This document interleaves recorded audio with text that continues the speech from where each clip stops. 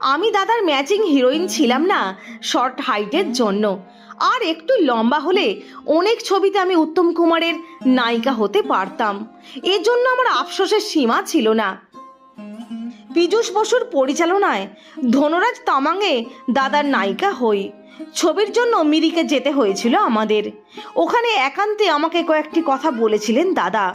বলেছিলেন, দেখো সন্ধ্যামণি, একজন শিল্পী সারা জীবনে 3টে কি 4টে চরিত্রে সঠিকভাবে রূপ দিতে পারে। সব চরিত্র সবাইকে দিয়ে হয় না। এই যে ধনরাজ তামাং চরিত্রটা আমাকে দেওয়া হয়েছে, এটা আমি পরিচালক হলে জ্ঞানীকে দিয়ে করাতাম। এখানে যে ল্যাঙ্গুয়েজটা বলা উচিত তা বলছি না, চরিত্রটার মধ্যে সেভাবে ঢুকতে পারছি না। তাছাড়া মারামারির দৃশ্য করতে আমি মোটেও অভ্যস্ত নই।